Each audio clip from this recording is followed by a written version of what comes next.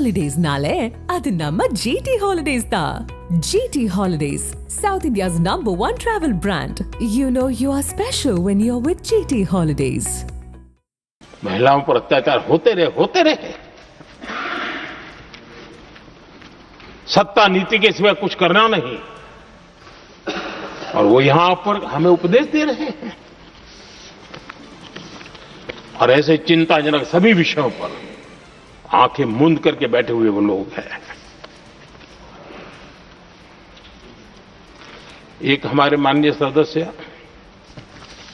काफी कुछ बोल रहे थे, जिनकी पूरी सरकार शराब में डूब गई, जिनके शीश महल घर घर में नफरत का कारण बन गए, और शायद उनको ब्लैक शब्द ज्यादा पसंद है। हर एक का अपना अपना एक भूतकाल होता है।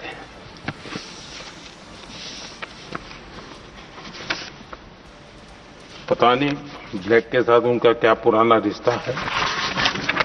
आदरणीय सभापति जी,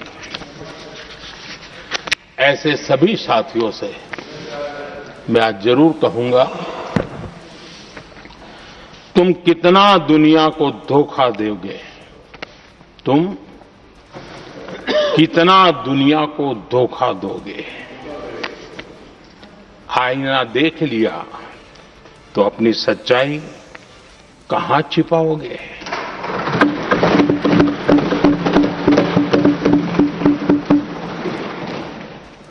कांग्रेस हो, टीएमसी हो, डीएमके हो, लेफ्ट हो, के दशकों से केंद्र में सत्ता में रहे हैं, सत्ता के भागीदार रहे हैं। राज्यों में भी उनको सरकारें चलाने का अवसर मिला है, लेकिन उनकी पहचान क्या बनी है।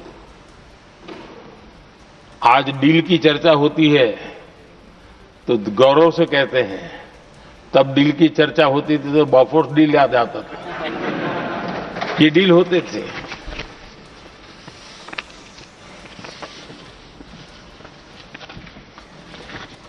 उन्होंने सिर्फ जेब भरने का काम किया।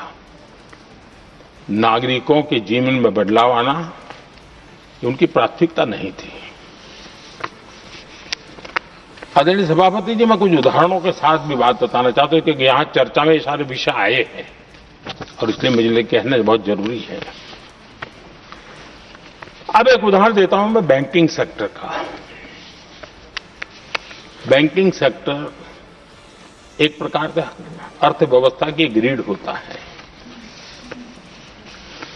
2014 से पहले फोन बैंकिंग का कालखंड था। नेता के फोन जाते थे और उसके आधार पर करोड़ों रुपया दे दिए जाते थे, और गरीबों को तो बैंकों में दुत्कार मिलती थी, नफरत होती थी। देश की 50% से ज्यादा आबादी बैंक के दरवाजे तक नहीं देख पाई थी। कांग्रेस के नेताओं के फोन पर अरबों रुपये लोगों को दे दिए गए, और जो ले जाते थे वो अपनी पर्सनल प्रॉपर्टी मान करके पैसे हजम कर जाते थे। यही खेल चलता रहा। कांग्रेस और यूपीए के राज में, और आज जो इंडी अलायंस बनकर के बैठे हैं उनके राज में, बैंकिंग व्यवस्था तबाही के कगार पर खड़ी थी। मैं नया प्रधानमंत्री के पद का दायित्व मुझे मिला, मैं एक देश के मुखिया से मैं मिला, ऐसे ही बात कर रहा था। मैंने कहा बैंकिंग की दृष्टि से हम कुछ आगे बढ़ना चाहिए। उन्होंने कहा पहले एक बार साहब जरा, अभी आप नए हो, आपके बैंकों की व्यवस्था का अध्ययन कर लीजिए। हम कैसे हिम्मत करें। एक देश के नेता ने कोई ये जानकारियां थी, उसने मुझे बताया, यहां इनको कोई परवाह ही नहीं। यानी एक प्रकार से उन्होंने जिस प्रकार से बैंकिंग व्यवस्था को, एनपीए के पहाड़ खड़े हो गए थे। जहां भी देखो चर्चा चलती थी, एनपीए का क्या होगा, एनपीए का क्या होगा, कैसे बचेंगे। आदरणीय सभापति जी, चुनौती बड़ी थी, लेकिन हमने समझदारी से काम लिया। बैंकिंग व्यवस्था के सब कर्ता धर्ताओं को विश्वास में लिया। रिफॉर्म की आवश्यकता थी, हिम्मत के साथ रिफॉर्म किए, पारदर्शी व्यवस्था बनाई, ढेर सारे बैंकिंग रिफॉर्म्स हुए और जो सरकारी बैंक दुर्बल हो चुकी थी, ठीक नहीं चल पाती थी, उसको हमने बड़ी बैंक के साथ मर्जर कर दिया। और मुझे याद है किसी एक महाशय बड़े अपने आप को विद्वान मानने वाले ने लिखा था, अगर मोदी सरकार बैंकों में ये कर ले तो हिंदुस्तान का बहुत बड़ा रिफॉर्म हो जाएगा। वो काम मैंने आते ही कर दिए थे। आदरणीय सभापति जी, और इन सारी चीजों का नतीजा हुआ, बैंकों में जो बीमारी घर कर गई थी, उस बीमारी से बैंकों को मुक्ति मिली। बैंकों का स्वास्थ्य सुधरा, लगातार सुधरा, अभी भी तेजी से आगे दौड़ रहे हैं। और बैंकिंग का जब स्वास्थ्य सुधरा तो लेन देन का कारोबार भी उनका बढ़ा, लोगों को पैसे मिलने लगे, सामान्य व्यक्ति को पैसे मिले। ऐसे ऐसे गरीब लोगों को लोन मिले जिनके लिए कभी बैंक के दरवाजे बंद थे, बेचारा दूर से देख करके उसे जाना पड़ता था। आज मुद्रा योजना जो देश के नौजवान को अपने पैरों पर खड़े रहने की ताकत देता है, मुद्रा योजना जो स्वरोजगार की प्रेरणा देता है, लेकिन स्वरोजगार के भाषण के काम नहीं होता है, उसका हाथ पकड़ना पड़ता है, उसको साथ देना पड़ता है, उसको सहाय देनी पड़ती है। और हमने मुद्रा योजना के द्वारा 30 लाख करोड़ रुपया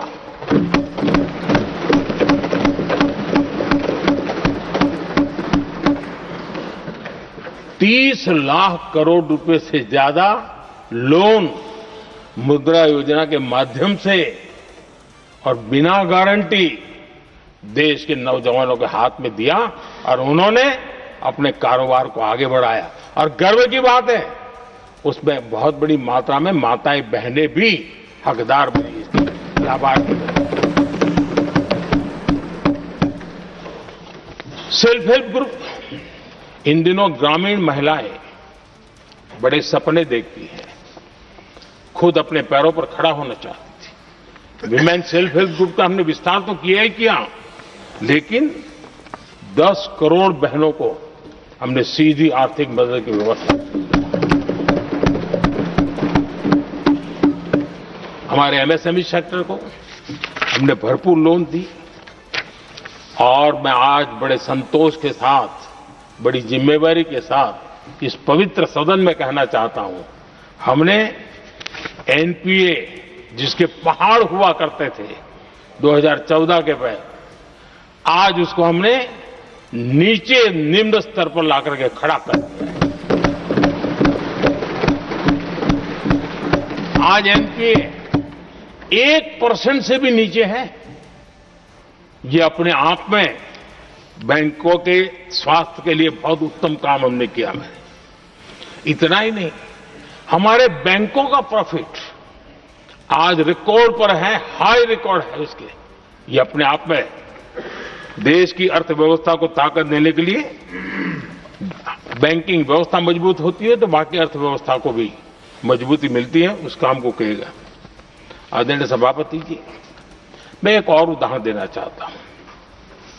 हमारे पीएसयूज, आमतौर पर पीएसयूज के संबंध में ये मान्यता बन चुकी थी, वो बनते ही हैं बीमार होने के लिए, वो बनते ही हैं बर्बाद होने के लिए, वो बनते ही हैं बंद होने के लिए। हमने इस पूरी मानसिकता को हकीकतों के आधार पर बदलने में सफलता प्राप्त की है। और ये लोग पीएसयूज को लेकर के कितनी गलत बातें फैलाते थे। अर्बन नक्सल की तरह ऐसे पीएसयूज के दरवाजे के बाहर मजदूरों की मीटिंग करके भड़काने का पाप करते थे, गुमराह करने का काम करते थे। इन्होंने LIC, state bank of India और भी HAL, ऐसे हर एक को बड़ा भला बुरा और इतना भद्दे तरीके से, जब उनकी सरकार थी तब तो ये इन चीजों को संभाल नहीं पाते थे, उसको कुछ कर भी नहीं पाते थे। आदरणीय सभापति जी, हमने इसमें भी हिम्मत दिखाई। हमने PSUs के संबंध में भी रिफॉर्म्स किए, रिफॉर्म्स की एक लगातार परंपरा चलाई। आज LIC बेस्ट तरीके से मतलब पूरे कार्यकाल में अपना LIC का जन्म हुआ तब तक उत्तम से उत्तम परफॉर्मेंस का कालखंड उसका गुजर रहा है।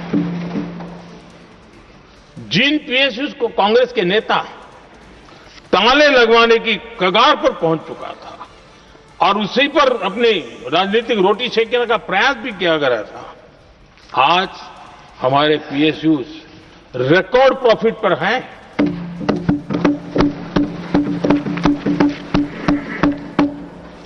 इतना ही नहीं, वे अपने परफॉर्मेंस से मेक इन इंडिया को भी गति दे रहे हैं।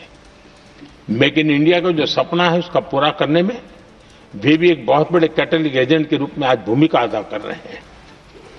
रिकॉर्ड संख्या में रोजगार बना रहे हैं। इतना ही नहीं, हमारे कुछ PSUs आज विश्व के अंदर जा रहे हैं, विश्व में भी अपनी ताकत दिखा रहे हैं, विश्व के साथ जुड़ रहे हैं, दुनिया के कई देशों के विकास यात्रा में वो भागीदार बन रहे हैं।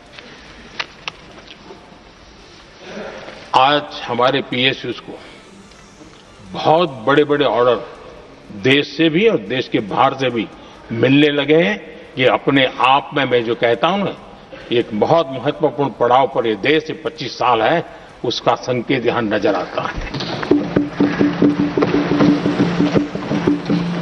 आदरणीय सभापति जी, कांग्रेस ने विश्वासघात करने के विषय में भी हमारे देश के अन्नदाता को भी नहीं छोड़ा। इस देश में 10 करोड़ किसान ऐसे हैं जिनके पास 2 हेक्टेयर से भी कम जमीन है, छोटे किसान हैं। उनकी तरफ कभी परवाह नहीं की गई, उनकी तरफ कभी देखा नहीं गया, नहीं उनके दिमाग में ये छोटे किसानों का कोई महात्म्य था। उनको लगता है कुछ बड़े लोगों को संभाल लिया तो गाड़ी चल जाएगी, और यही राजनीति करते रहे। आदरणीय सभापति जी, हमारे दिल में छोटे किसान के प्रति एक दर्द था। हम जमीनी हकीकतों से परिचित थे और उसी के कारण हम PM किसान सम्मान निधि योजना लेकर के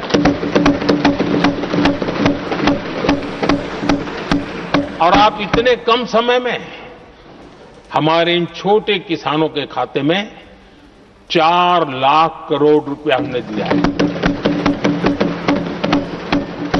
4 लाख करोड़ रुपया आंकड़ा छोटा नहीं होता है आदरणीय सभापति जी, और उसने हमारे छोटे किसानों को एक नई Holidays nale adu namma GT Holidays da. GT Holidays, South India's #1 travel brand. You know you are special when you're with GT Holidays.